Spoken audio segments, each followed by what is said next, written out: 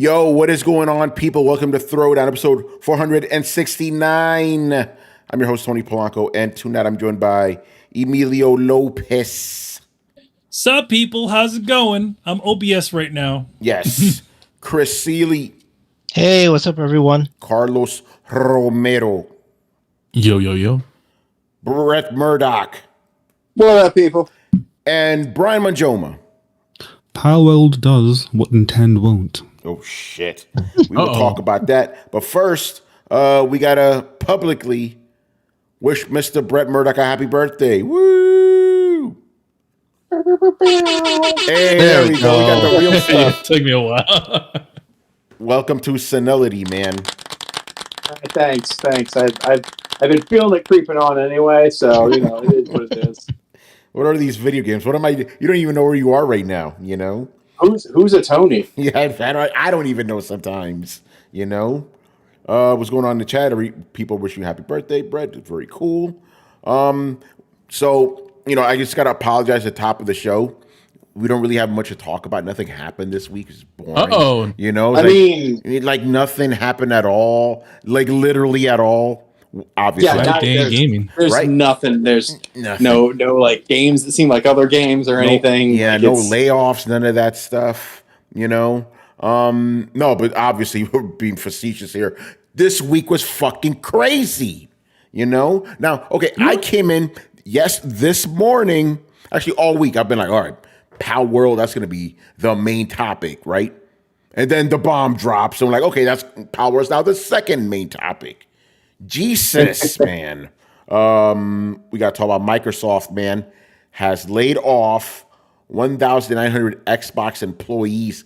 Got the axe, man. And obviously that's been the talk of the town today, But here's the thing. There's a lot of angles we could take from this.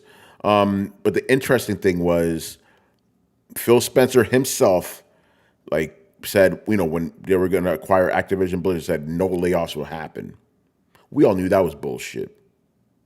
Look what happened now. So yeah.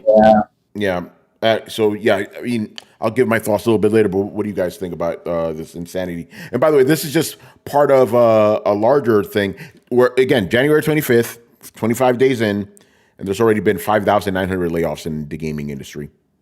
That feels like a lot. Yeah. Well, what was last year? What did it add up to? Like 260,000? Yeah, something like that. So we're maybe we're gonna beat that number.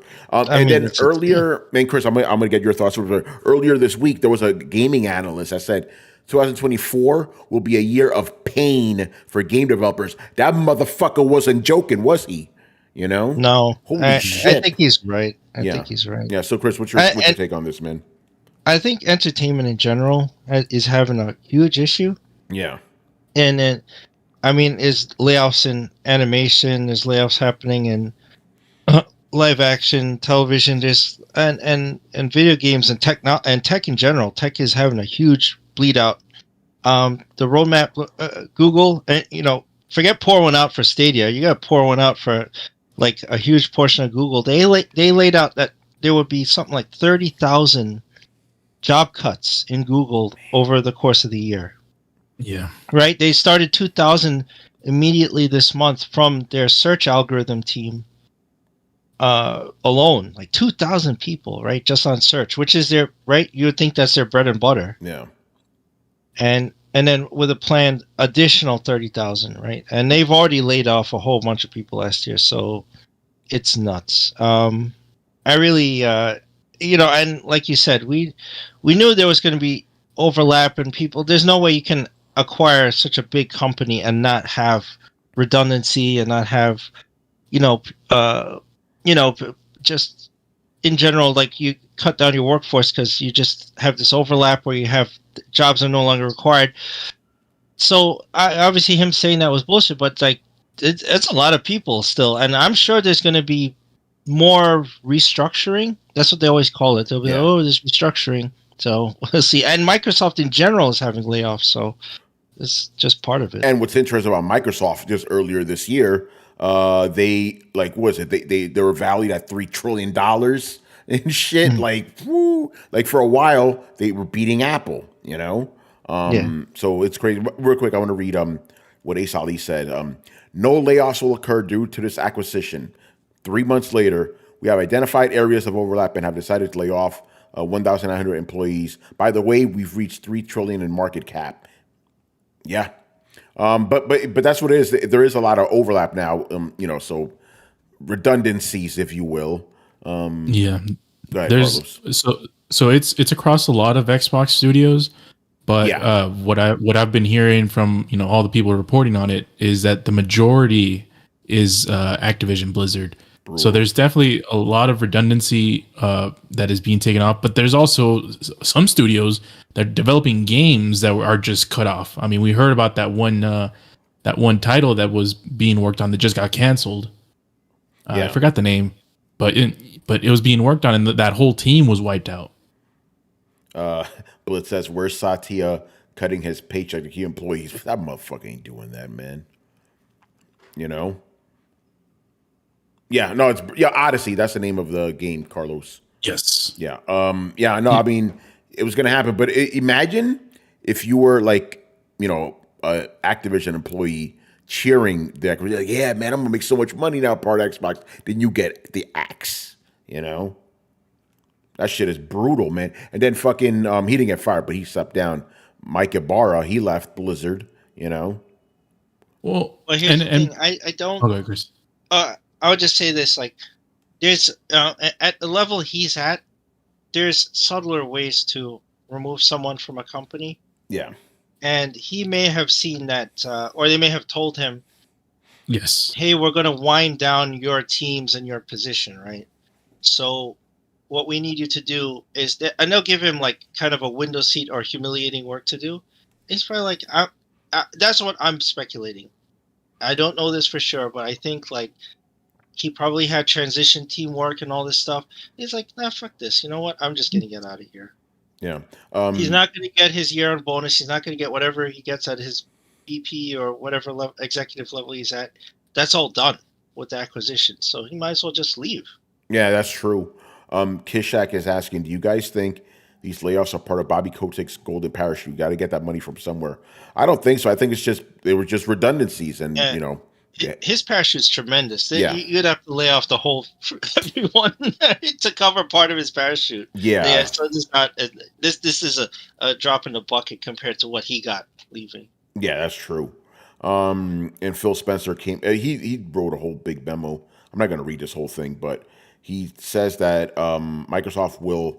Here's the quote: will provide full support for those who are impacted during the transition, including severance benefits. Informed by local employee laws. So, we'll see how that works out for people that got laid off, but still, man, fucking brutal. It's just so wild, isn't it? It's like you post like record profits or valued at $3 trillion, then you lay off a bunch of people. And then ironically, but not unsurprisingly, when news came out that they laid off a bunch of people, the stock went up. Oh yeah. Well, Yes. and the reason why most of these news is happening within right now in the next couple of months, because it's going to keep on going. Yeah. Is because they want to lower down their costs so they can look more profitable when the fiscal year ends. So this is going to keep on happening, and like Chris mentioned, Google has a plan for a whole bunch of layoffs. And by the way, I do want to mention the whole thing with Mike Ibarra was him just seeing the tea leaves and them telling them what was going to happen. Because I mentioned this months ago when it happened with what's his name, Major Nelson. I'm like, a dude like that does not just leave his job. He's a lifer, but he was told that he was gonna get the axe, so they just did the whole respectable thing where it's like, I'll leave on my own volition and call it that, and it's just happening to a whole bunch of people now. Yeah, it's part of the cycle. Right now, they're trying to look like they're being mindful, cutting costs after. But granted, in this situation, it's not a smokescreen like a lot of other companies.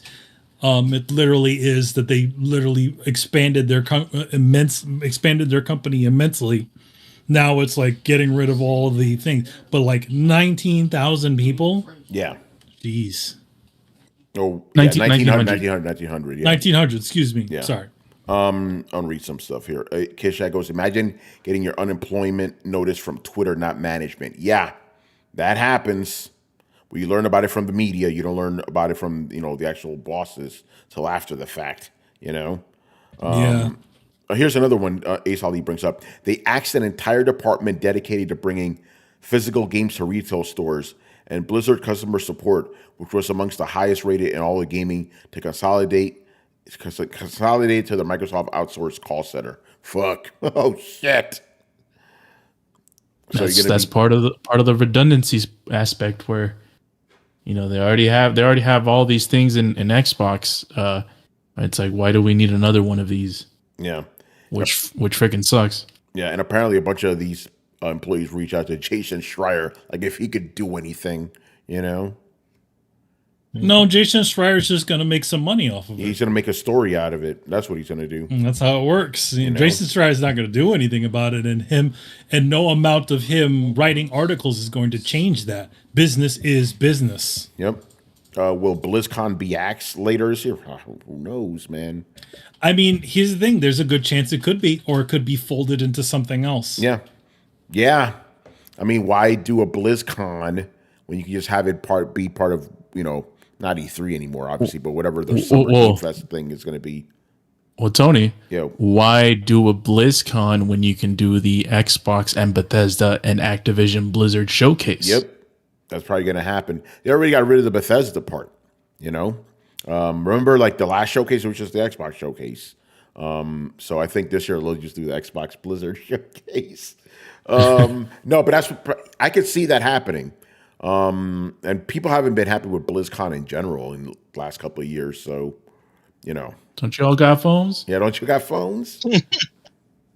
Man, so yeah, this shit is. I want to go back to that whole thing. It's like, yeah, they axed an entire department that was like about retail games. No surprise there, Yeah.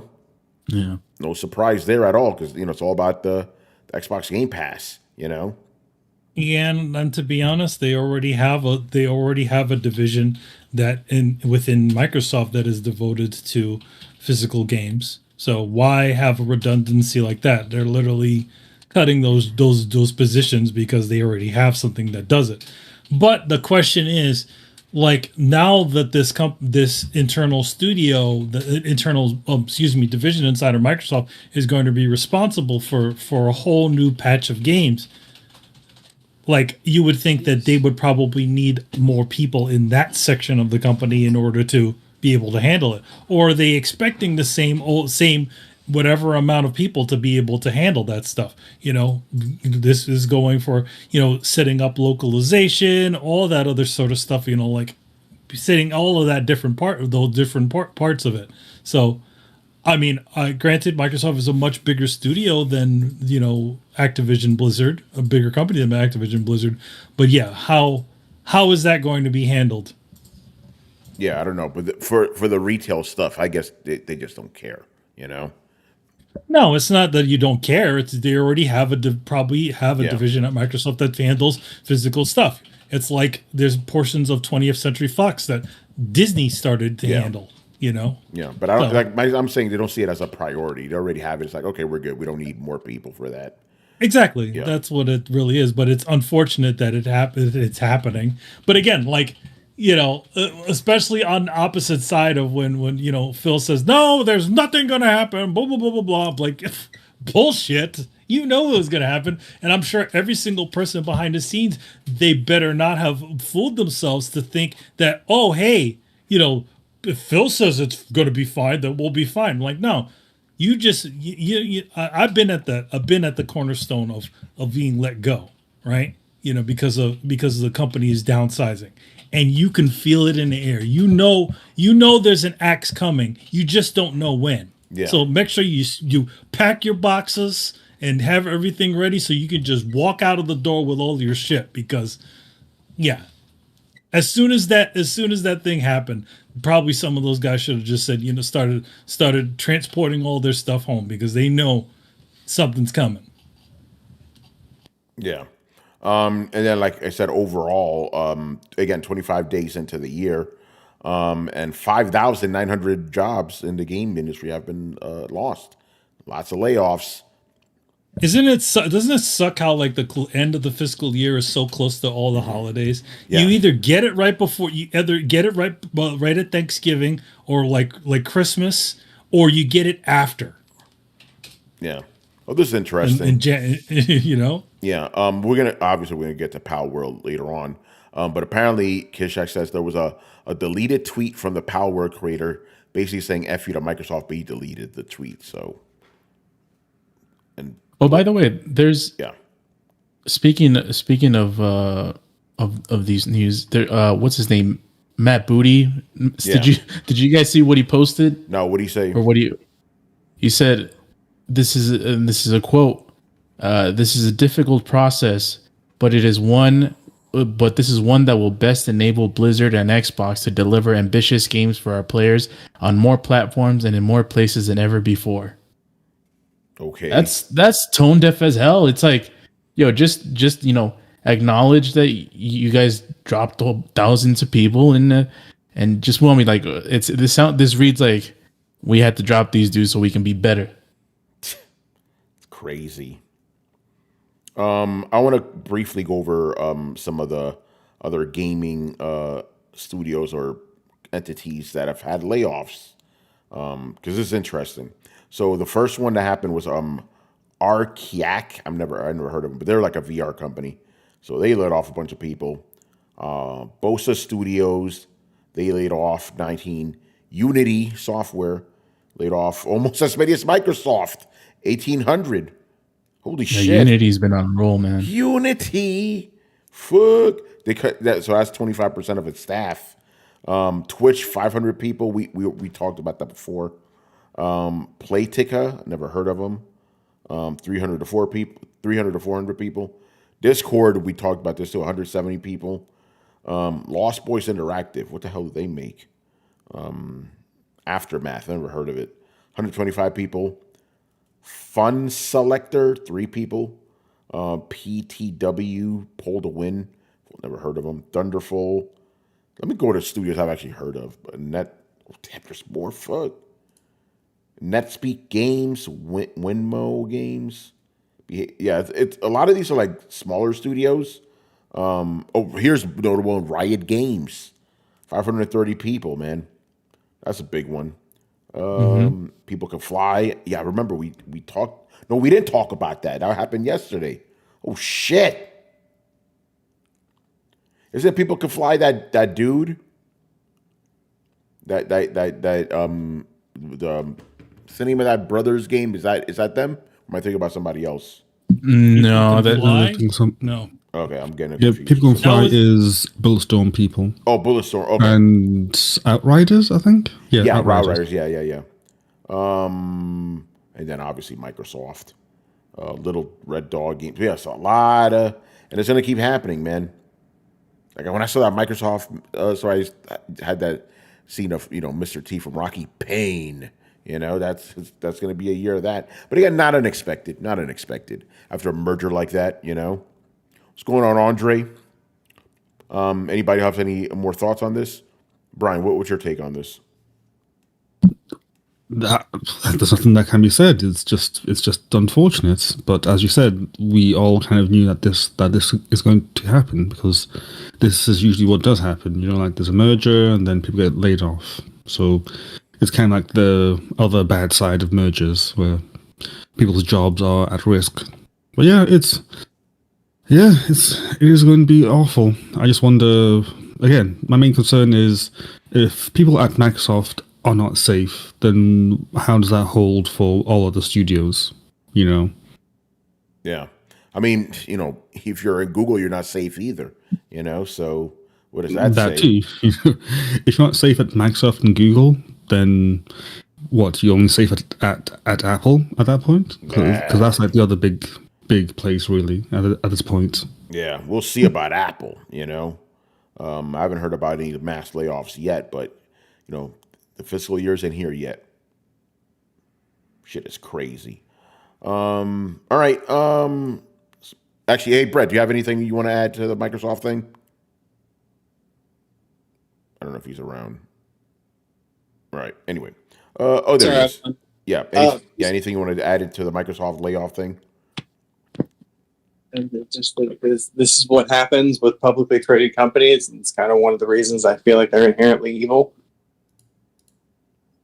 Yeah. I mean, yeah, pretty much. Yeah. And again, the stock went up as soon as the layoffs were announced. So that tells you everything right there. All right, man. Let's get into it. The story that I thought was going to be the main story of the show. Got to talk about Palworld, man. Talk about Palworld. So, Brian, you could pull this up for you. How many copies has it sold? Last time I checked, it was 7 million. Jesus Christ! In how many days? Because last I heard was 8 million in hasn't been out a week.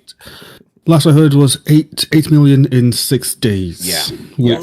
Which in perspective, that's more than any Sony exclusive has done in the same time span. Damn! So all those times, like Sony said, "Oh, God of War did X many in X time frame." Like this Palworld has come out and just ran it over. And keep note that these are only the numbers on Steam. We don't have numbers for Xbox and Game Pass because Xbox and Game Pass. Yeah. So yeah, that's aside from game. Like I don't know. Like it kind of feels like how every time a game is on Game Pass, we're like, what are the metrics for its success? This. It's this. Yeah. This is the definition. Sales. You can't dispute that. Well, sales, but like it's also like the number. Like I just want to like point this out. It has more high concurrent player count than like Elden Ring did, than anything other than Counter-Strike. And if you've ever looked at the Steam sales, like Steam charts, like you just don't beat Counter-Strike. So it has just dwarfed. It's I don't know. Again, kind of like Baldur's Gate. I'm like, I want to be like Called It, but like not nearly to this. Nobody could have seen it. Nobody could have known. But fuck, man. Yeah. Right now, it's actually beating Counter-Strike as the highest concurrent players. It has 1.1 million, and Counter-Strike is second with 450,000. Damn. Yeah. Holy shit. I think wasn't it? And correct me if I'm wrong, but I think Palworld is the second most concurrent ever, behind PUBG or something like that. I think I saw something. Yeah, so something like that. In terms of peak today, Jesus, Palworld peak today is just under 2 million peak concurrent players, and Counter-Strike is just under 960,000. Wow. So this is a big fucking game. Mm-hmm. Huge. And by the way, it's a huge game. By the way, I did. It's doing pretty decent for an indie game. The one thing that I read is one of the interesting thing is like I think close to a third of the people who are playing this game are from China. Oh shit. Maybe like that's 30 why. or maybe like 30% or something like that. Yeah. Like US and China are like the top two markets, but like we never see China numbers be this big for like these type of games. Yeah. So well, I mean it is an online sort of multiplayer type of title, right? yes. Sometimes. No, yeah, I mean I think I feel like that's on, it's on brand for them. Mm-hmm. Yeah, so I just find it interesting. Like, it's a lot of people from a lot of different places are playing this game, and it's fucking massive, man. Everyone's talking about it. It's even, like Brian mentioned, it's doing better. It's doing better than any Sony first party exclusive did at the same time. We don't have the numbers for Horizon Forbidden West, to be fair. We don't have those numbers, but yeah, and then obviously, got to talk about all the drama surrounding it, because obviously as soon as this game dropped, even before that, it was like, this shit's a Pokemon ripoff, right? And it got to the point where, not unsurprising, the developers were getting death threats because, Nintendo fans, Nintendo fans, for Nintendo fans, it was Salt World. Yeah. So they Yes, Salt that's when World. ape shit. Yeah. And and then Yeah. I guess they must have had a writing campaign to Pokemon Company, and they Yeah. had to put out a statement. Yeah. It got to the point where the Pokemon Company had to issue a statement. They weren't saying anything, but obviously I'm calling them tattletales. You know, oh, look what they're doing. You know. So I want to read what Pokemon Company had to say. We have received many inquiries regarding another company's game released in January 2024. But they don't say it, but you know what they're By the way, talking yeah, about. they will not acknowledge them. Yeah. So he goes, we have not granted any permission for the use of Pokemon intellectual property or assets in that game. We intend to investigate and take appropriate measures to address any acts that infringe on intellectual property rights related to the Pokemon. We will continue to cherish and nurture each and every Pokemon in its world and work to bring the world together through Pokemon in the future. Oh, that was a nice little statement there. So it got to the point where these fucking fans were sending like emails or letters. I wouldn't be surprised. Like handwritten letters. Taking the Pokemon, you know. Fucking sending letters, harassing, obviously death threats, harassing developers. Why you saying Pokemon? You know? But here's the fucking insane. But here's the crazy thing, right? Like, you know, if you look at the character designs, yeah, it's pretty obviously inspired by Pokemon. But the thing is, I don't know if any lawsuit would hold water because the gameplay is not like Pokemon at all. You know? It's because, you know, people are saying this is a Pokemon ripoff. No, it's not. It's not even an RPG, you know? Yeah. So what do we, you know? The designs look like other stuff or something. I don't know, man. Yeah, but there's a gray area between like our designs were influenced, right? And they can prove they might be able to prove that it was influenced by multiple things, including Pokemon. So it'd be hard for Nintendo to say, "Hey, you copied this design," right? Yeah. And even I saw on Twitter also some of the drama, and they were putting like side by sides. I'm like, they don't look quite the same. And here, like the golden rule is like 25% different. If you can just get enough changes to a design, it's in a gray area where you might not catch anything, trademark violation or anything. I don't know how Japan is. I don't know how their laws work, but they might not have a case because, like Tony said, the gameplay is so totally different. Yeah, Pokemon and Palworld nothing alike in terms of like story or gameplay or anything like that. It's just on your pal animal character designs versus Pokemon. And it's like, yeah, but nobody complains when there's like Digimon and Monster Rancher and 800 other things that look like Pokemon. Nobody complained. Monster Hunter has Palicos and Palmutes that you could say like, oh, that looks like a Pokemon, right? But it's different enough, and the gameplay is completely different that there's no case, right? These I don't know why the Nintendo fanboys feel very threatened by this game. Yeah, very interesting. You know, no, but I've also seen like articles saying, oh, you know, this game should make Pokemon sweat. Why? It's a different game. It's not the same at all. Okay, I'm talking about the gameplay. Like our designs are fucking, you know, I think it's pretty blatant in my opinion, but the gameplay is completely different. So I don't see how this is going to make or going to force Nintendo to do better. Do better what? Make Pokemon with guns now? Like it's stupid, you know. And I'm saying this as someone who doesn't give a fuck about Pokemon. I'm like the attacks seem like obviously they're stupid just because you shouldn't be harassing people.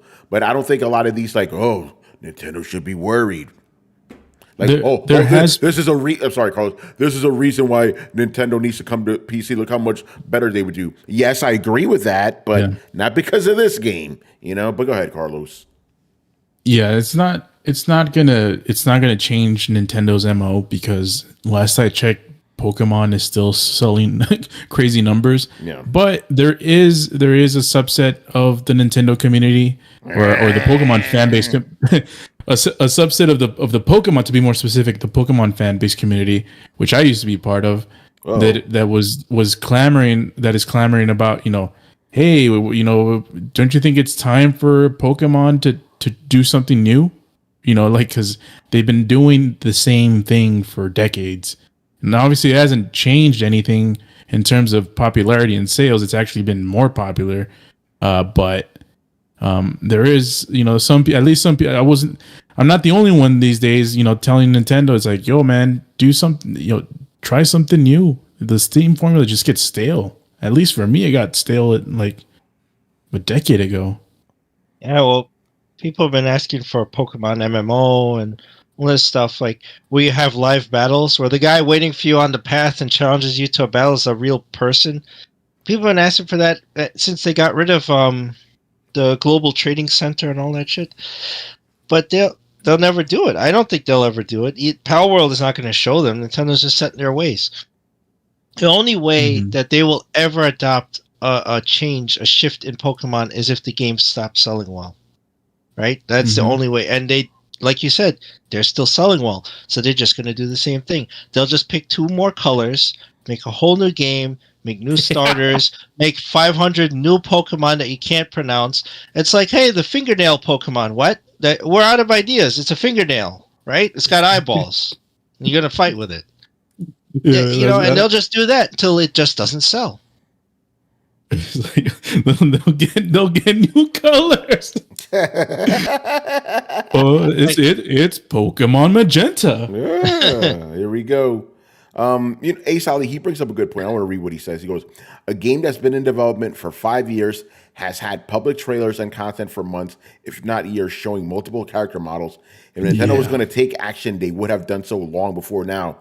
Yeah, they would, because you know how litigious Nintendo is. Yeah, they absolutely are. I mean, look at they've gone after Nyko for making similar controllers to them immediately. I mean, they don't wait. And the same complaint, like Pokemon fans were yelling and screaming about Genshin Impact. Genshin Impact, yup. Well, it was the Breath of the Wild things, but Genshin, they actually do have a legitimate slap on Genshin Impact because they were legitimately stealing animations from other games. Nintendo, there was a Nier Automata stuff, not the style. But they weren't complaining about that. They weren't. They were saying it was Zelda. Yeah, they were specifically a ripoff of Breath of the Wild. It wasn't that. But the real legitimate thing that they have was that they were legitimately stealing animations from other games. Yeah. Okay. Well, that's a good point. Blitz says Nintendo, when people release Pokemon mods for Palworld, Nintendo shut that shit down. So, but they're not doing anything against the game because, like Chris said and I said, the gameplay is not the same at all. Yeah, they're not doing a turn-based RPG like Pokemon. So yeah, it's a survival shooter. The designs may have very much have a feeling of those games, but at the same time, there are a lot of things that are very similar to other things. There's a company right now that's called Action Force, right? It's literally G.I. Joe. Yeah. And Action Force was the name of G.I. Joe when it was in England at one point.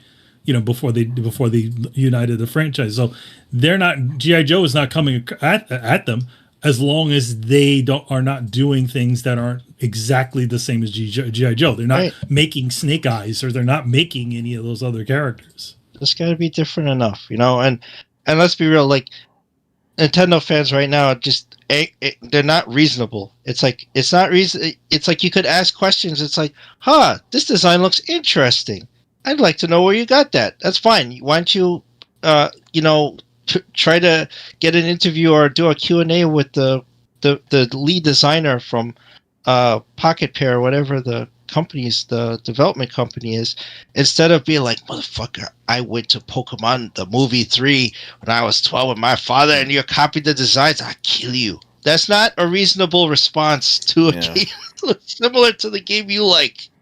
Yeah, and then sending letters, it's like not only you're threatening the developers that are making the game, then you're bothering another developer with this shit. It's like, what are we doing here? And then you've seen the long threads of people going, oh, look at this Pokemon design, look at this design, doing like the circle and shit. Like, look at this, they took this piece there. It's like, yo, we're really spending a lot of time with this shit, aren't we?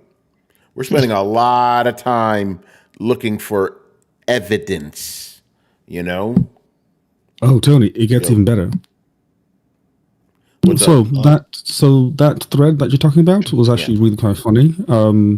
Because there were some designs that you could argue that they were inspired based on color schemes and how the characters look. But then again, there were some that were blatantly just kind of reaching and made no sense. Like, one of the ones that really gets me is the one with the pink cat, or the pink purple cat.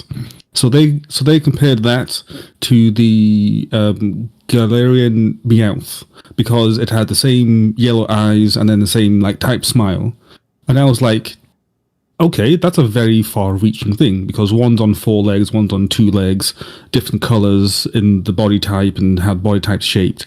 I mean, if you did like the classical shadow comparison, they would be 2 completely different characters. And then I thought about it even further, and I was like, that cat looks like the Cheshire Cat. So I looked it up, and then it looks very similar to the Alice in Wonderland animated Cheshire Cat. Yeah. As in the eyes, even the color scheme as well. It's like, this is clearly the Cheshire Cat. I'm like, come on, people. Like, if you're going to reach for something, then at least make it something that's Well, do you think comparable. these kids complaining know what the Cheshire Cat is? They think Probably Nintendo invented cats. Right, exactly. Oh, one of the other ones is there was a character that they were comparing to. I really don't remember the name of this. To Lucario, that's it. And the character that they were comparing to was a character, and I know Tony and others will laugh when they hear this. They were comparing Lucario in Pokemon to a character in Palworld called Anubis. Okay. Oh, yeah. I see where this Tony, is going. Anubis. So, yeah. The character's called Anubis. Can you try and guess what it looks like?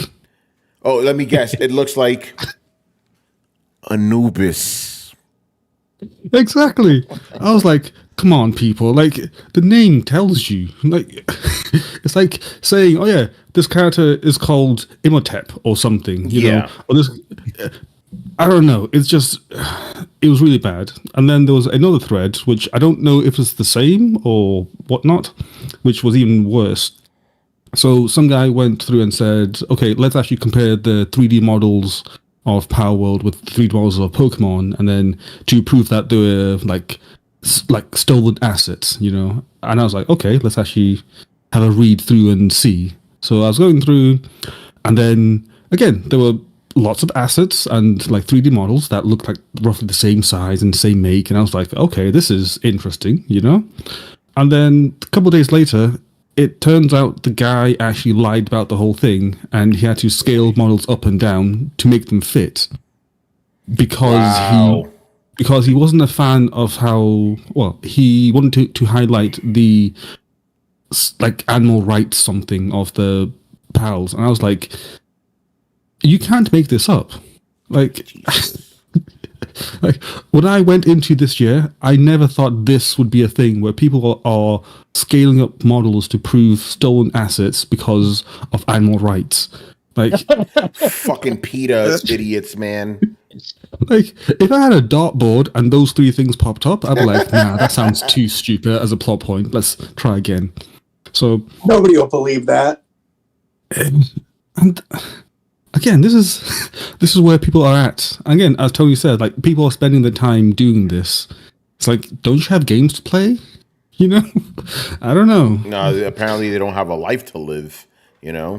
Like, do you not have grass? No, they don't. They don't. Real quick, J Shep goes, do you see an angle for this situation to help boost Nintendo's next Pokemon game sales? One, they're not related, and Nintendo doesn't need help with Pokemon sales at all. They don't need help. You know, they're fine. By the way, real quick, this is not related to gaming, but it's still it's related to what you were talking about, Brian. I read this from a thread. I'm only going to read the first tweet. 1/4 of American adults haven't read a book, even audiobook, in the last year, Adults who read more than 10 books a year has declined by about half in the last 40 years. The decline of students with advanced reading skills, meaning the ability to engage with the text, understand and process the author's ideas, catch references, etc., is pushing teachers to lower reading standards, which just creates a cycle. And I also heard that basically overall Americans' reading level is at 5th grade level. So that goes back to what you were talking about before, that fucking ignorance. Like if you were just think about it like this, even 40 years ago, if somebody goes Anubis, most people would know that's fucking Egyptian god, right? Now it's like, oh, so it's a character from a fucking whatever. Oh, it's a Stargate character or something, you know? It's like the ignorance, man. Anyway, yeah, this whole situation is fucking crazy. Hold on, there was a couple of things here I want to read. Chancleta Mangu, what is going on, brother? What up? Big ups on the award show appearance. Thank you. I'll talk about that later. Pokemon doesn't have the all ending rights for animals combined with elements. Yep. You know? Matter, yeah, obviously the Matters got fucked up. I will say, by the way, Flint's, what's going on, man? I will say that they are plagiarizing Pokemon, but I will say that they are plagiarizing Pokemon, but so many companies do this and wouldn't hold water legal either. Again, I think it's just the designs. It's very obviously Pokemon inspired, but again, the gameplay is not even the same, you know? So I don't. Again, Nintendo would have done something. This game is not. It didn't just come out of nowhere. It's not Hi-Fi Rush. People have known about this game for years. Nintendo would have done something, especially how litigious they are. You know. But I do find it funny that people are just nitpicking. Oh, there's this. But if you take this part of a wing and you twist it, it's also exactly the same. They're ripping it off. You know. Meanwhile, I just captured a human in a Pokeball, and nobody's got shit to say about that. Oh man. And you can enslave them. Oh. Right? Yeah, it's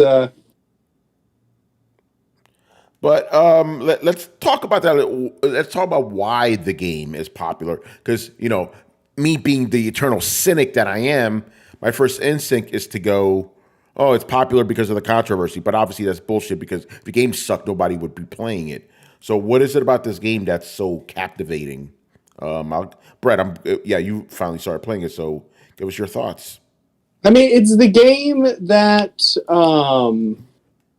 Pokemon honestly should have been if it had been developing at all over the last decade, and instead of like sitting on its laurels. Like, I'm one of those people that I directly equate the success of Palworld to the failure of Game Freak to listen to their audience and fulfill a niche. Like, this is 100%.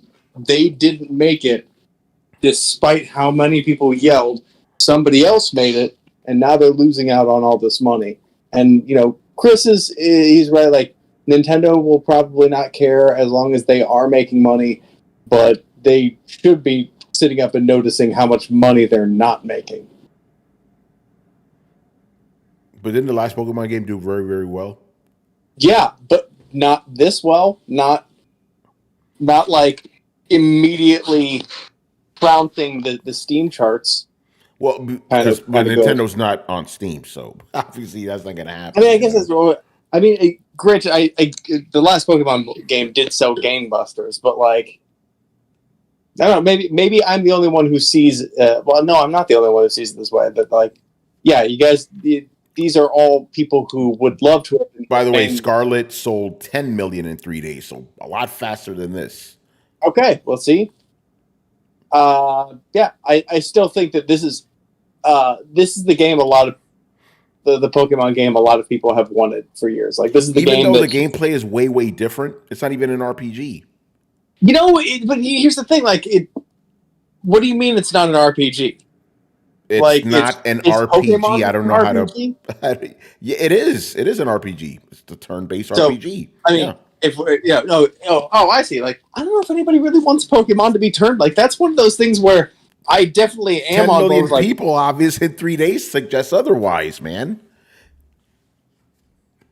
And the game sold 23 million copies, by the way. The last Pokemon game. You know, I was one of those, right? Like, I bought it, and like, I would have liked Oh no, wait, I didn't buy that one. I bought the one previous to that. But like, still, like, I bought Pokemon games before. It doesn't mean I haven't wanted it to kind of be more like this. And like, I don't understand why Pokemon is still locked in turn-based.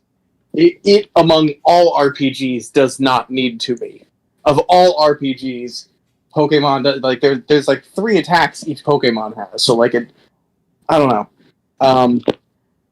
I just think that this is like I said, this is the Pokemon. If you ask me why this game is doing so well, it's because this is the Pokemon game that when you sat around with your friends, you're like, oh man, you know what a Pokemon game should be? It should be this, that, and the other thing, and this thing, and then it should do this and that. And that's a lot of what this is. I don't think anybody thought to ask for like survival base building kind of thing, but it works. Yeah. Well, the survival base building stuff is like a complete Brett thing. So it's like, I think that's why. The cherry on top. Yeah. I mean, no, that's one reason. Like, honestly, one of the reasons the big selling point for this is like, I like the idea of, and I've been saying for like a better part of maybe 2 decades, like, look, I don't understand like why a Pokemon trainer just sits there and just lets their Pokemon just like face tank the whole battle. Like, you're not going to get in there, you're not going to help any. Like, what happens when Pokemon attack humans? The humans just kind of like sit there and take that shit. Are they able to fight back? Like, how exactly does this work? And I think Pokemon does its own cool thing, but I think involving the trainer in battle is a cool twist that I've wanted to see for a long time. I wanted to be able to see Pokemon in the overworld for a long time. I wanted to be able to see people and kind of battle them, just like randomly, like, hey, see that guy? Fuck that guy, and battle them. So I agree. I think it has a lot of elements, a lot of like, whether or not you like survival games, I think there's some cool stuff here, but ultimately this is a survival game with a Pokemon twist, not the other way around. Yeah.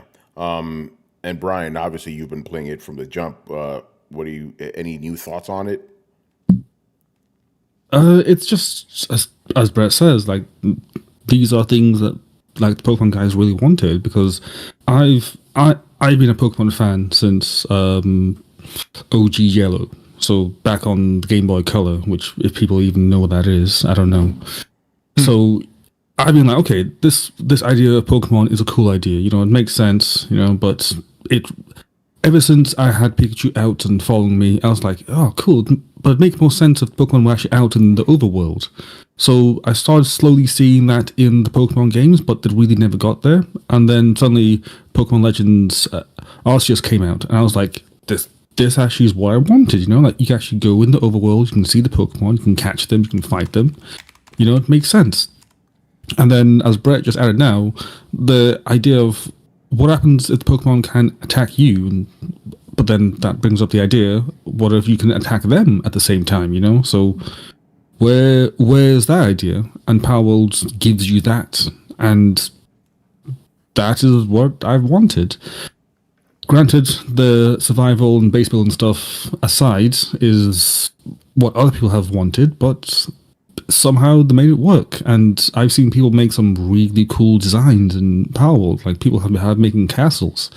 You know, it's just been just fascinating to see what other people can actually build. And then you have like the resource management side, where you're trying to decide, okay, who does what job? How do you maximize your resources, maximize your people, maximize your time and effort? And those guys are also jumping in. So I think it's one of those rare cases where you have lots of different ideas that all do really well by themselves, but then they come together. It may not work together as such, but because it works well enough, people like it. Yeah, Brett, you're being called out in the chat. Okay, what's up? So you're saying that this is the Pokemon game that you wanted, you know, you're basically wanting these kind of big sweeping changes, yet you were upset at people who wanted Bethesda games to change. So why is it okay for Bethesda games to remain the same, but Pokemon games need to change? These are the I thought I said, like, these are the things that I wanted to see. Like, I don't think that you need to, like, change the mainline franchise, other than if RPGs are going if if there are very few RPGs and almost none of them, like you and I have had this discussion about Final Fantasy, right? Like about how turn-based is just being phased out. Like if anything, any turn-based should be phased out, in my opinion, it's Pokemon. But then again, like I'm not coming in here trying to kick the door down, ruin everybody's party. I was just like, cool, it's just not for me. And I went off and I did my own thing. And then somebody came along and made a game that had all those things, and I bought it. I'm not trying to like change your Pokemon club or anything like that, but I am saying that I think the success of this game shows that there has been a market starved for a Pokemon game that features kind of current gen stuff. And the success of the game, I think, kind of proves that. Like, it is what it is, man. So like, no, you keep your Pokemon game, do whatever you want. Like, I just feel like this is the Pokemon game I wanted. And the same to you. Like, if you're like, look, Avowed is the Bethesda game I wanted, then like, cool, go play Avowed. Help that be one of the best-selling games in fucking recent Steam history. Like, cool, do it. Go out, enjoy games, have fun. I got a question for Brian. Uh-oh. Brian, so let's say you're not a big fan of survival and base building and all that stuff. Do you still feel like there's a niche for people like that to play this game and enjoy it? Yes, because I'm one of those people. Like, again, as Tony knows, anytime that game says, oh, survival stuff, I clock out right there with it. And in this game, I was actually initially dissuaded when I first heard that, oh, this game has survival stuff and base building. And I was like, oh, Jesus Christ, I don't have to. But then I remembered that in Fallout 4, they also had the same thing where there was survival stuff and, base building stuff. But then I was like, I didn't really interact with the base building. I just kind of did the thing and walked away. So I said to myself, okay, can I do something similar in Palworld where I set stuff up and walk away? And yeah, mostly. It seems like you can go as in-depth as you would like. And the game doesn't matter. Well, I say it doesn't matter. It doesn't like force you to go down.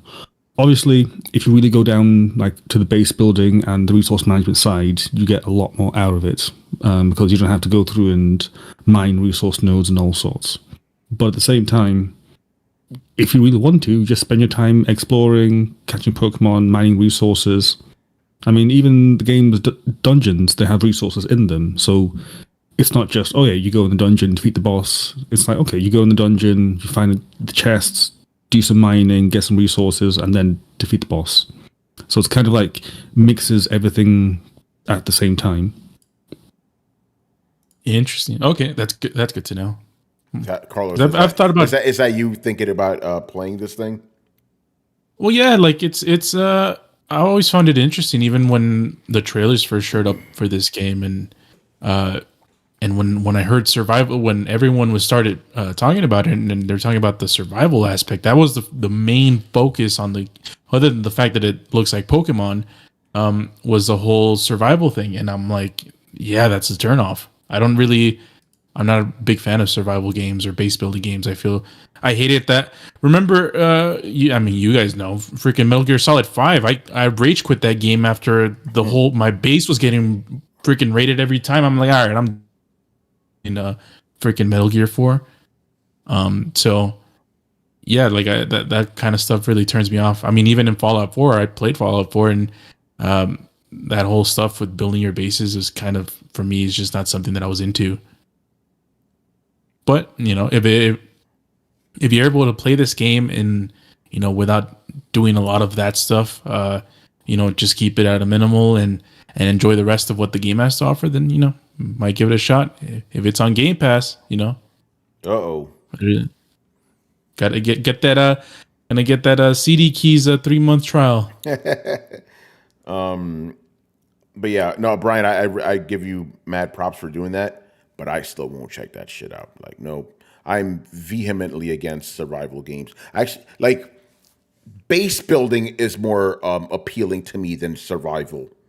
I'd rather do that boring shit than play a survival game, And then obviously the the whatever the reverse cherry on top, like how like cherry on top means something good. For me, just make it a reverse of that. It's the art style. Like, this looks fucking stupid, bro. It's fucking dumb. So definitely not for me. And I'm also adverse to what I call Twitter games. You know what I'm talking. You know what kind of game I'm talking about. Never had a good experience with any of those, so I'm like, yeah, this looks like another one of those Twitter games, so I'm good. I didn't like fucking Hades. I didn't like that bullshit. What is it? What's the name of that fucking game? We played Carlos. Fucking Animal Game. Animal Game. It was like it was like you're furries or some shit, and you're like it's like a TV show, some Japanese obstacle course show. The fuck was that? Fall Guys. Oh, Fall Guys. Yeah. I didn't like that trash. So definitely not gonna play this. So, but I'm glad people are enjoying it. I'm glad people are enjoying it. So that's good. But again, stop harassing developers, please. Please stop harassing the developers. Yeah. Also, go back to playing your motherfucking Pokemon game. Leave people alone. Go touch some grass. Maybe touch some pussy too while you're at it. Anyway, I have a question. Why is it that this is an early access game at the moment, right? Oh shit! Yes, it is. It is. Yes, it is.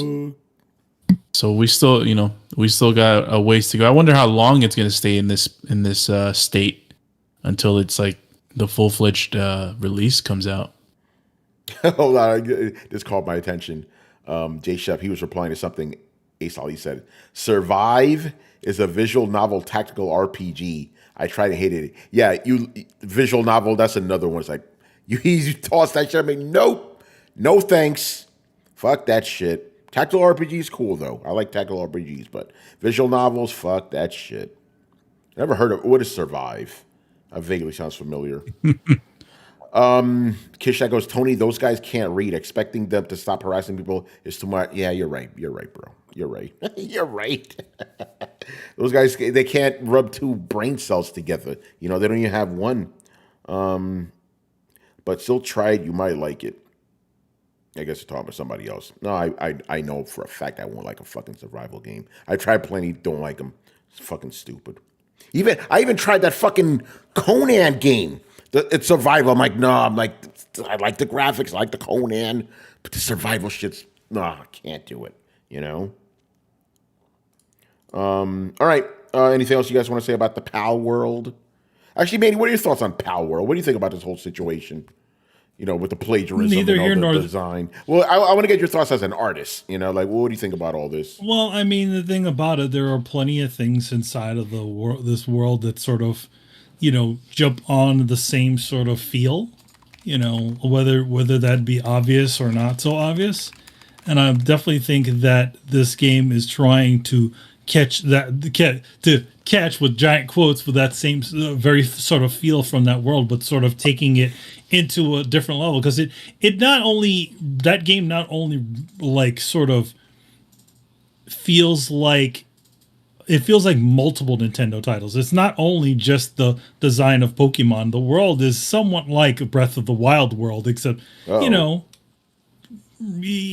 why? Like I feel like that one would be the more damning one than the Pokemon thing. You know what I mean? Yeah. But like to be honest, where does this game come from? Where's the developer from? Japan. Oh, Japan. Okay. For some reason I thought it was Korea. Okay, so Japan, I mean, whatever. Japan. So like there are a lot of games that are like they're doing everything that like a bunch of things that other games are doing. Like what when we watched one of the maybe the PlayStation 1 or one of those things, like the game reveal shows, there was this one game that literally had a bunch of different gameplay aspects from a bunch of different games, and it even had Spider-Man swinging. Yeah. Ooh. Yeah. This is interesting. I know what you're talking about too. J Shep says the PALs are AI generated. Is that the extent of the AI or the similarities to Pokemon on purpose? I mean, if it's AI generated, it could have just been scraping the internet, just put all this shit together. I mean, it could, if they're using. Okay, AI, can you step in really quickly? Go ahead, Brian. Firstly, Manny, the game that you're thinking of is Zoneless Zen Zero. which is ironically made by the same people that made Genshin Impact. So maybe that's Yeah, why. which Genshin Impact is purely guilty of ripping off other people's gameplay aspects. So yes. So I'm not surprised. And the AI generator thing, it's kind of like a weird rumor. Well, I say weird rumor. It's like a Chinese whispers type situation because the developer has voiced. By the that way, he does Brian, I like, have to stop you. I just learned what Chinese whispers are. That for Americans, okay. I heard it in context. I was like, because again, I work with British people. Chinese whisper. I'm like, are you talking about a game of telephone? And yeah, so Chinese whispers is a game of telephone. Anyway, just had to clarify that for the Americans. They'd be like, Chinese whispers? Fuck you talking about? Because I was like, that's what I'm like, Chinese whispers? You mean game of telephone? Anyway, go on, Brian. All right. So the dev himself has voiced that he does like the idea of generative AI and how that works. So that's been a thing. Also, there was a previous game that I don't know if it's him or his studio. People have said both and either or, but they have him or his studio have been in the realm of making a game or making some sort of app that does do something with generative AI in the past. So it seems like this has weirdly carried over into Palworld. I've not been able to see anything that people have said conclusively that, yeah, it is generative designs and whatnot. So it's kind of just been like a weird thing where it's like, oh yeah, he said this about AI, ergo designs are similar. So, sorry, he said this about AI, designs are similar-esque, ergo you could say it's powered by AI. But I've not seen anything that's conclusively said or proven that it is. So I just have to get it out. Thank you for that, because we don't want to, throw any aspersions out there. So it's just a rumor. I guess people. So Brian, yeah, like you said, game of telephone. Things are just lost in there, but it would be like a convenient excuse, right? Like, oh, that's why it looks like Pokemon. The AI was trained on that, but that's not confirmed, so we can't throw that at developers, Well, there's an easy way to check that out. If you look at the credits and you see that there's no names inside of the artist section, then you know what happened.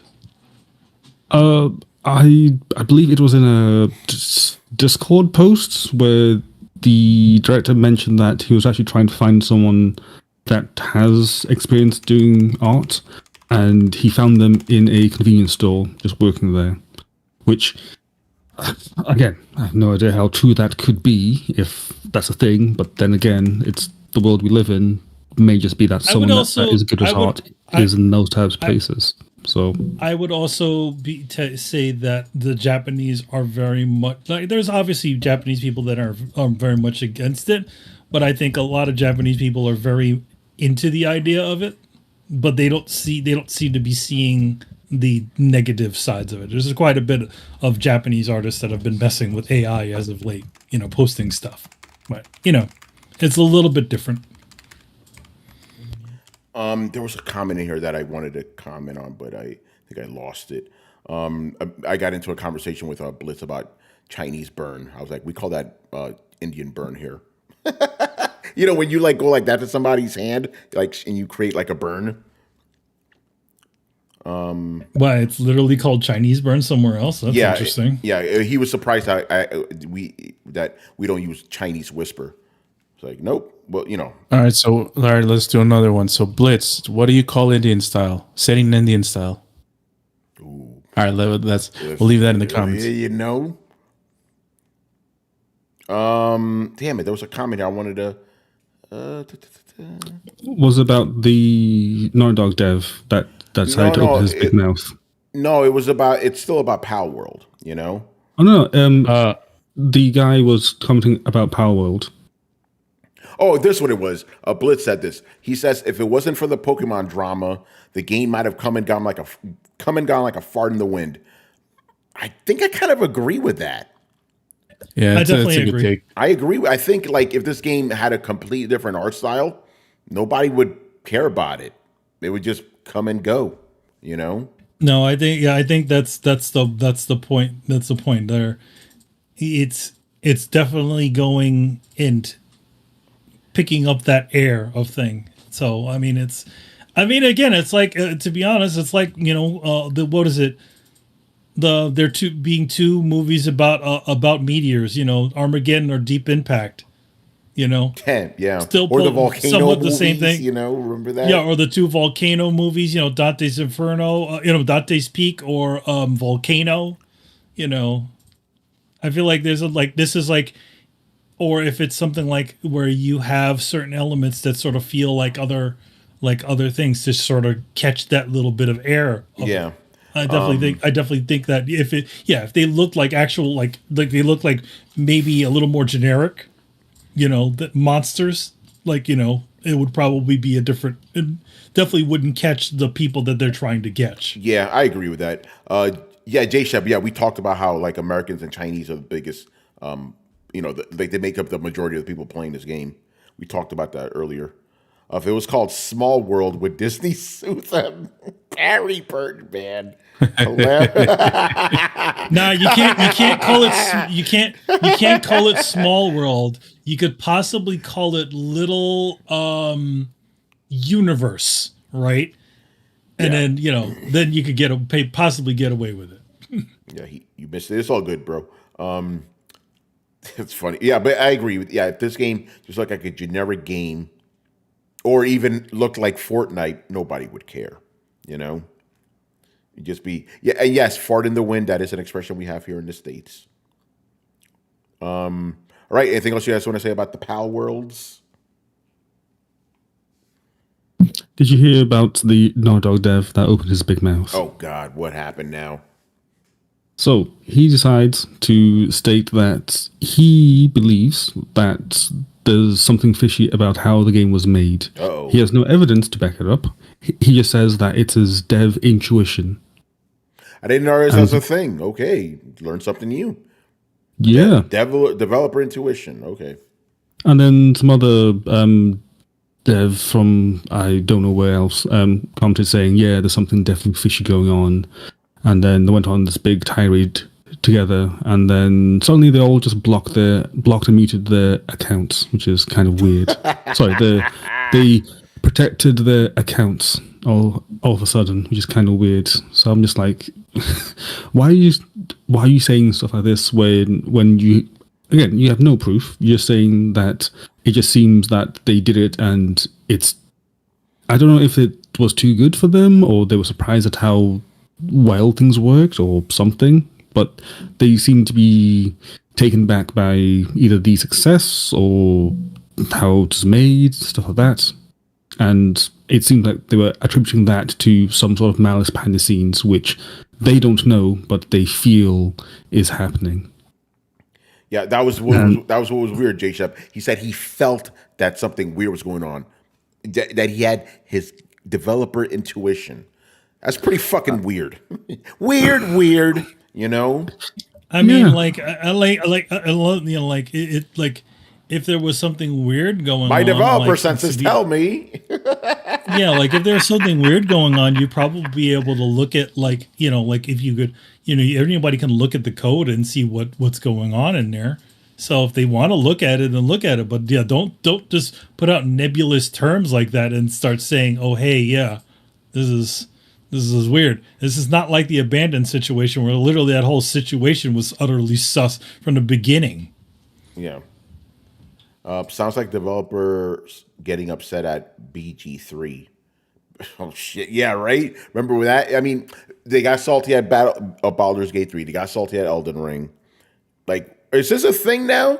Developers getting salty at other games that are more successful? That's pretty fucking petty. It's an interesting thing because it's like a lot of AAA developers getting kind of weird with certain things, which I don't understand why they believe that their type of game is the answer.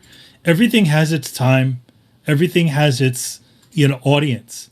And if something is exciting people, then why not? But the thing is, it's like, obviously, I'm thinking also they're probably also afraid that they might be judged because of what judged because their thing doesn't do what the other thing is doing.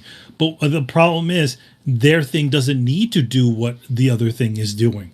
The other guy has much more of an uphill battle to fight than the AAA studio, you know. Yeah. So it's like I think it's just Developer like it's just intuition. everybody, there's an old saying, it's called different strokes for different folks, right?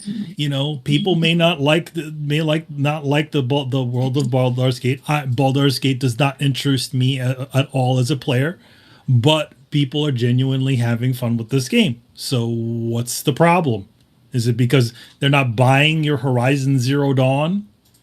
Or not giving you the numbers that you think that you deserve? There is nothing out there that you deserve. You can spend millions and millions of hours and make an utter piece of garbage and not even fucking know it. Yeah. Well, what are we looking at? What are we looking right now? Disney and Warner Brothers are literally shitting out garbage movies.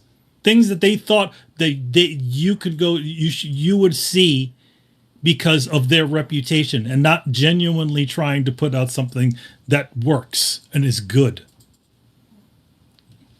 Yeah. All right. Anything else you guys want to say about Palworld? I guess it's going to be the game for a while. I wonder how long the popularity is going to last before the novelty wears off. Well, I mean, I feel like it's just like anything. The popularity will last as long as they continue to keep updating it. They can just as easily shit the bed on this one. It's still an early access game, and there's still aspects of it that aren't probably not finished. So Yeah. they could fuck it up, just like the guys at PUBG fucked it up. People are barely talking about that piece of garbage, aren't they? So. Yeah. Again, remains to be seen. Yeah. Oh, Rich, I thought you were playing a certain game, which I cannot talk about. He says the next big game's Flop Stars. Oh man. Uh-oh. Yeah. Was it? Oh yeah. Because this game is not on PlayStation. Some of the guys in the chat were talking about that. But Sony doesn't normally do early access. Sometimes they do, but they don't do early access games. So my guess is that. Shuhei Yoshida did retweet something like that. He obviously sees that people have a demand for this game. So, what if maybe they don't do an early access thing, but maybe they could pay a little bit of money to get it to the point where it can be a completed game. Yeah. All right. And the last thing I want to talk about here, speaking about Sony. So, the Sony CEO, his name is Kenichiro Yoshida, made some interesting statements, which, if you look deeper into it, they're not as radical as they seem. And I'm actually, in about 2 hours, I wrote an editorial about this. It's going to go live on Tom's Guide. Basically, the whole crux is that he says that PlayStation's gaming future will be on PC, mobile, and cloud. So this, what he says is, it will be ubiquitous. Wherever there's computing, users will be able to play their favorite games seamlessly. Why PlayStation will remain our core products. We will expand on our gaming experiences to PC, mobile, and cloud. Obviously, people went crazy over that. A lot of fanboys, we don't want to give our PlayStation games away.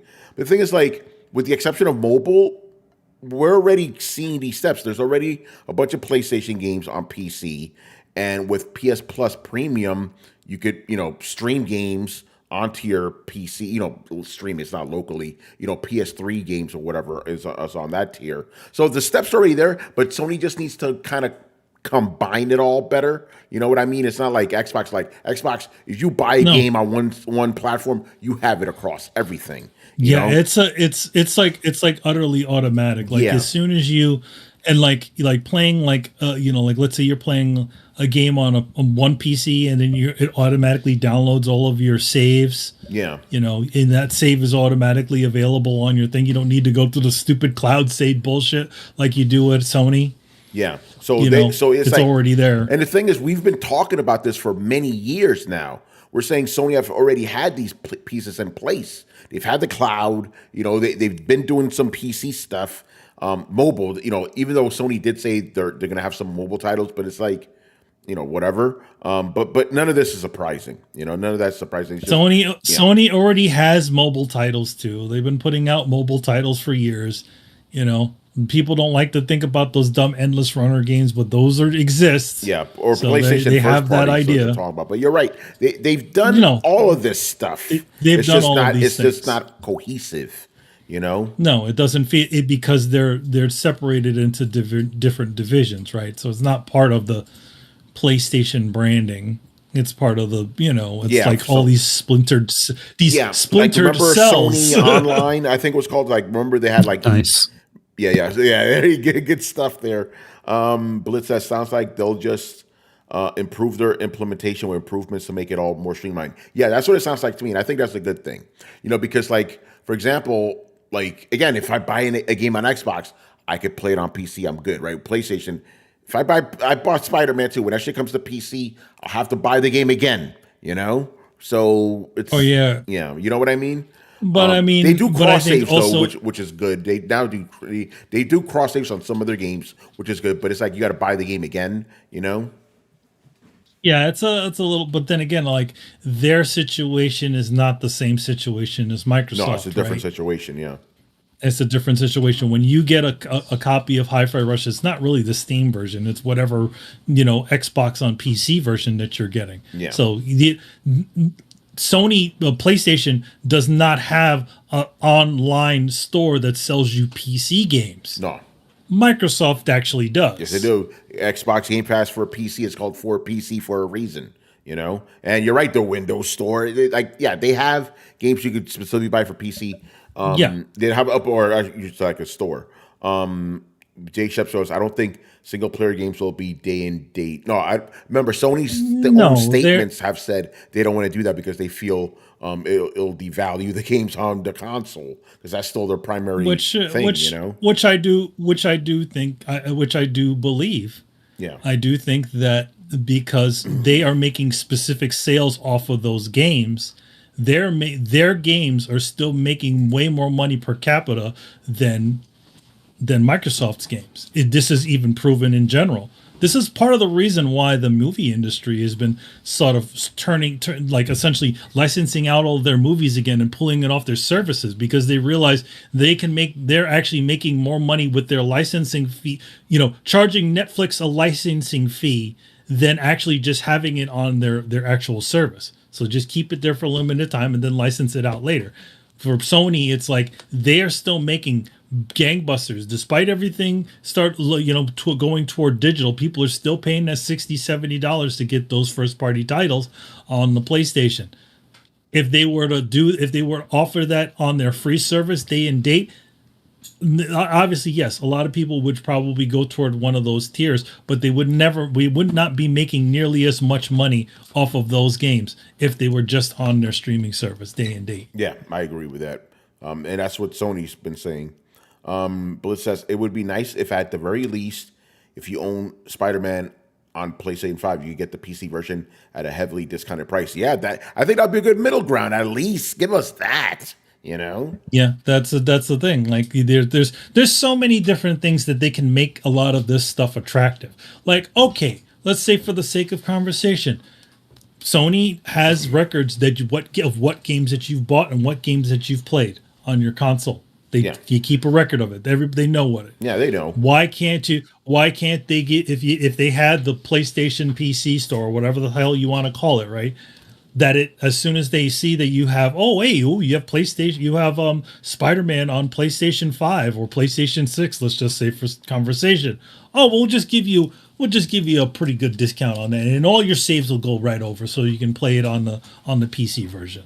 Yeah, Jay Shep, what canceled Sony acquisition news?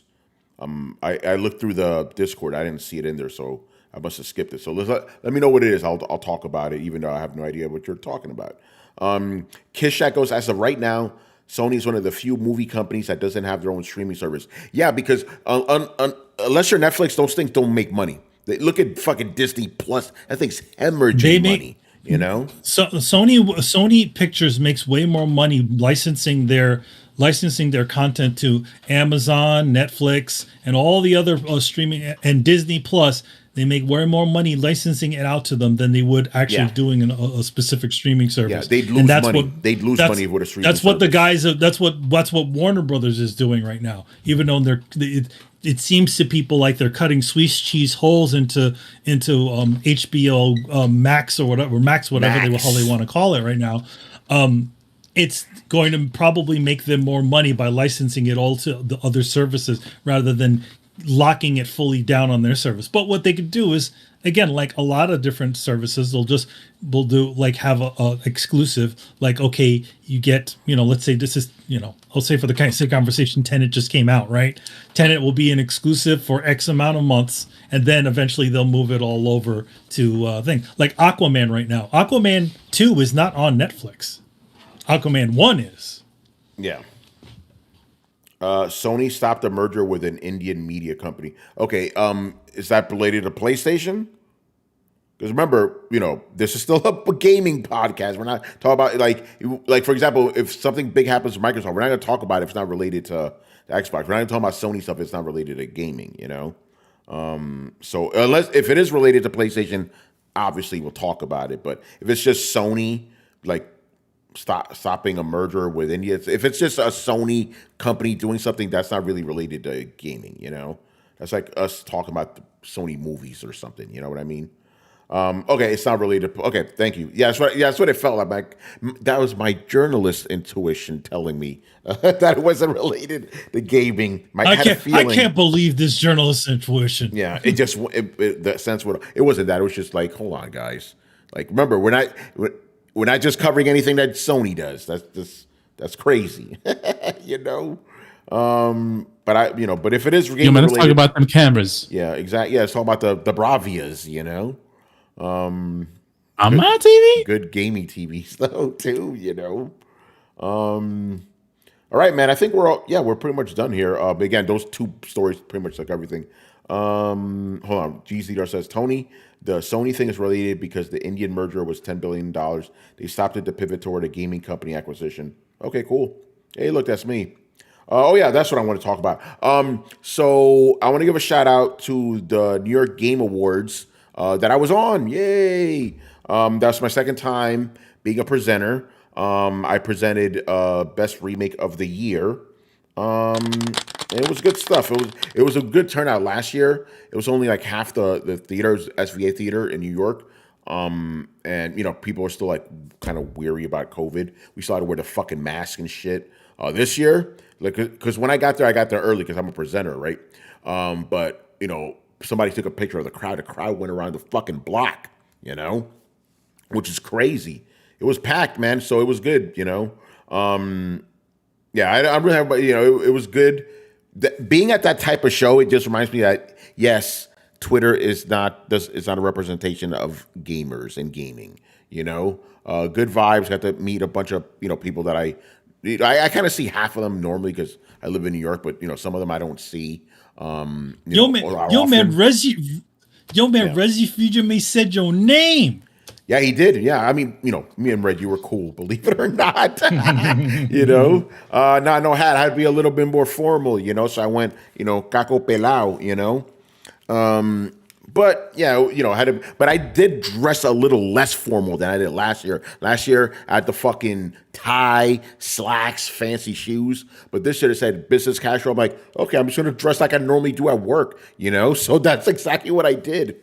And it's funny because since I had to be there at 6:45, like for an hour. I stayed at the office an extra hour, so every time I took a bathroom break, I'd rehearse my line and shit. But at the end of it, I just read it off my phone. I was like, everybody's reading this shit off their phone anyway. Yeah, even Reggie was. Yeah, exactly. So that was good. And it was yo, for anybody that heard that stream, I know you motherfuckers heard Hip Hop Gamer. Yeah, every time, it's crazy. He was the loudest motherfucker in there, Oh yeah, it was hilarious. You can when you went on the stream, you heard him, right? Yeah. Oh yeah, you can hear it when you went on. You can hear hip hop be like, "That's my dude, that's That's what I do. or something like that. Yeah, that's what he was saying. He was going crazy, but yeah, good times. Yeah, because for you guys who don't know, because I don't really talk about it too much, but I am a member of the New York City Video Game Critics Circle, and we host this show every year, the Game Awards, and I like this Game Awards better than the Jeff Keighley shit because we're not bombarding you with motherfucking ads all the time and keeping it real, right? Shout out to Harold. He's the guy that runs everything.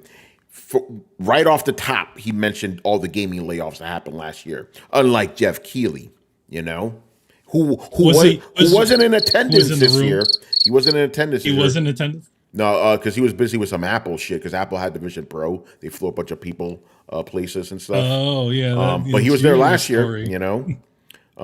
Jeff Keighley was there last year. Bunch of people, and I also like how the show just feels very New York. Like even every award we named it after something. Like we like the one I did was the Freedom Tower Award. So yeah, good stuff. How was the stage security? Nobody rushed. We were good. Not big enough for show for people to go smash in the stage. I do have a highlight from the show though, behind the scenes shit, right? Two things. My homie, Gene Park, he was sitting right next to me. So we were just having fun the whole night, Gene's he's that dude. But the other fun thing is there was this guy sitting in front of me. I was talking the whole night, cool dude. I could tell he was like European. I didn't know what kind of European, right? He was very curious about like the order of the show. And I told him about like the vague order, right? So I'm like, hey, this dude's cool. You're talking. And then like towards the end of the show, Cyberpunk wins an award for whatever Cyberpunk won. And this motherfucker gets up, CD Projekt Red dude, So I'm like, hold up, I gotta talk to this motherfucker now, man. Like I gotta gush. I didn't know who the fuck he was. He was just some dude, So after the we were after party, I had a gush. I'm like, fucking Cyberpunk is the shit. I was like, I said it just like this. I liked the game when it was a broken piece of shit. I told just like that. I said it, and he thought it was funny, So we linked up. Good stuff. You know what it reminded me of, Manny? It was that one time. Okay, so I'm going to tell from my perspective. I'm at Comic-Con with Manny, right, walking around, and then somebody that Manny knows comes up to us. We start talking. Cool dude, and I'm having fun with him and stuff. Then Manny's like, oh, yeah, you finally got to meet David Mazzucchelli. David Mazzucchelli drew Batman Year One. If I had known that was David Mazzucchelli, my reaction to him would have been completely different. Just like with this dude. If I would have known he was Cyberpunk guy from the jump, my reaction to him would have been very different. So it was good to know him as a human. First, Yeah, there's a saying that I somewhat live by. It's like the minute that you know somebody's work, the conversation becomes all about that person's work. But if you know a person on that other level, it's you have a relationship that's a lot more than just the things that you do. Yeah, pretty much. The award went off really well, good vibes. Our homie, Mr. Michael Santiago, this dude is so cool, man, because he wasn't just there as the audience guy. He was there actually as security, among other things, and he volunteered. He just wanted to be part of it. And we actually consider him an unofficial member of the Critics Circle because he helps out a lot with all the events we do. So shout out to Michael, man. Like once he got ingrained in the gaming culture, he got in it. So he's always had New York events and shit, Very inspirational, man. So shout out to you, Michael. And the Iron Lords podcast crew were there, chopping up with Lord Cognito. The whole crew presented an award, man. Me and Gene were going like the whole crew. That was fun. They filled up the whole stage. Yeah, it was all four of them, Lord Cognito, because they all live like in and around the city and stuff. So I always see them at random events and stuff. And yeah, it was good times. Shout out to Sarah Clemens. She was like my host presenter. Like, and already next year we're already like, yo, we should be teamed up again. We should do a skit because some people did skits like, well, maybe we should have done a skit. yeah, good times, man. So shout out to everybody that gave me love. Like, yo, when I went up on stage, my motherfuckers went crazy. It's like, oh shit. People were losing their mind, man. Yeah, I was like, oh shit. Yo, man, there's a slight reason why Tony's lifting up that microphone. He was a superstar for that moment. Yeah, I was like, oh shit. I wasn't expecting, because people went up, polite clapping and shit. I go up there, motherfuckers go nuts. So it's good stuff, man. So shout out to the New York, New York City. I know why. Why? I know why. I'll say it after the show. Because a hip hop gamer. Oh no, not specifically, but yeah. Oh, is it like that? Behind this, you can't say it on air. Is it? Okay, fair enough. So we don't want to get canceled. I was also saying that's also at my former school. Well, me and Chris's former school, SVA, School of Visual Arts. Yeah. On was that 23rd Street, right? Yeah, this was the SVA theater. Yeah. That's the SVA theater. Yeah, that used to actually be a really nice theater. Like, it is a nice theater, but it was an actual theater. It was an actual theater. Yeah. And then SVA bought it. Yeah. I saw the Stan Lee documentary there last year too, like an actual movie and shit. Yeah, they have that sort of space there. I don't remember how many theaters it has, and I think it's just one. Yeah. I'll tell you another fun side story, right? So when I got there, the last time I ate was like 4:00, right? No food at all. Too busy running around doing work and shit. So afterwards, my homegirl Cherie Smith, she whipped out the tequila. Oh fuck. And I'm drinking on an empty stomach, bro. And as you guys have noted, the show started late, so it was like 11:30. Like, yo, they're gonna kick us out at 12, bro. Like 11:45, she brings out the tequila. Like, Thierry, what are we doing here? I only had like one shot, then I had like a glass of wine, then we had to leave. Man, I'm drunk as shit. So drunk that the next day I'm like, I think I'm gonna work from home in the morning. Like I try not to go to sleep when I'm like drunk, but I'm like, I gotta go to sleep. I still gotta work tomorrow, But nothing bad happened. It was all good, I think I had a sandwich or something. Like I came like, But yeah, good stuff. So yeah, shout out to that, man. And shout out to everybody who gave me love, man. That was good stuff. And the last shout out I want to give is a shout out to Huggable Hipster. So I was on her podcast, the Casual Nerd podcast with Paris and Danny. That was a 2-hour show too. We were just talking about, and we recorded this last Friday, so we didn't talk about all the current shit, obviously. But it was good times. Ariel Dannon, that's her real name. Shout out to her too, because she is now freelancing for Windows Central, which technically makes her a coworker of mine, since it's all under the same, parent company, Future. So shout out to her, shout out to Paris, shout out to Danny. And yeah, good stuff, man. So that's good all stuff. Yeah, so that's all for me, man. Do you have anything to plug around him? No. I Am Negan, still on hiatus, along with its main host. So nothing much. Shout out to Brett. Happy birthday. Yeah, shout out to Brett, man. You already know. Also, yeah. Also, I do have something to plug. Invincible, baby. Returning March 14th, which means we'll reinitiate the Invincible podcast, man. It's going to be fun, Especially, yeah. You all know I don't watch TV nowadays. It's all a bunch of trash, but Invincible's fucking dope, Can't wait for that. You should watch Jujutsu Kaisen, man. That shit is crazy. Yeah. Well, it's anime. It's going to be good. That's unfair. I'm talking about, Western TV, I should say, They don't have that bullshit over there in Japan, but I'm not going to get into it, Japan. As long as you're not telling me to watch that fucking elf show that everybody's talking about, Oh, yeah. Show? That cutesy elf girl show. Say that again. Free Ren. Yeah, that's it. Free Ren. Okay.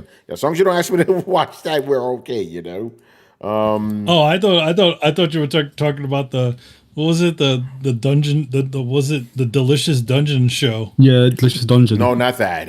I'm aware of that show too, but no, not that. Apparently that one that you hate, Tony, is meant it's meant to have a good story in how it sets things up, because it's from the viewpoint of the elf, and the elf like lives for hundreds of years, and you can probably guess what happens. Yeah. I don't have anything against it. I just looked, just from the clips I've seen, it just seems like a bunch of weird people are into that show. So, well, I'll tell you this much: at the current moment, it's the number one ranked anime. I know. I'm very aware of that. But it's like, all right, guys.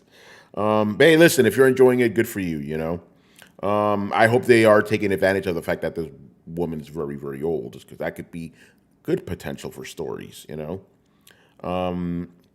I like Invincible. We know how that Titanic was. Got that old lady to all the stories. I like Invincible, but how are you going to split an 8-episode season in half? Blame that on the writer's strike. You know, they didn't do that shit last time. They showed you all 8 episodes. Yeah, you know? usually the way a production is done, it's like they're most of the way, they're like at least halfway or more done, and then they have the other half. So that just meant that the other half of the show, they couldn't do any sort of additional writing or change any of the scripts and stuff like that. So it happens. Yeah. All right, man, we're done here. So make sure you follow Throwdown on Twitch and Twitter, and join the Discord where the conversations and the rumors are always popping. You can find us on any podcast app by searching for Throwdown Show. That's 2 words, Throwdown Show. Throwdownshow.com to listen to past episodes. And, of course, we are back on YouTube, baby. So make sure you hit like, subscribe, and hit the bell to be notified of when we go live every Thursday and Sunday night at 10:30 p.m. Eastern. You no longer have to wait for the episodes. They come at you live, baby. You already know. And, yeah, for everything, links down there in the comments, right there where the people are hating. Yeah. Once again, I was your host, Tony Polanco, and tonight I was joined by Emilio Lopez. Yeah, boy. Yes, my See dude. you next time. Chris Seeley. Hey, take care, everyone. Carlos Romero. Peace out. Brett Murdoch. Deuces. And Brian Manjoma. Later, people. All right, guys, you already know. Sunday. Later. Peace. Later.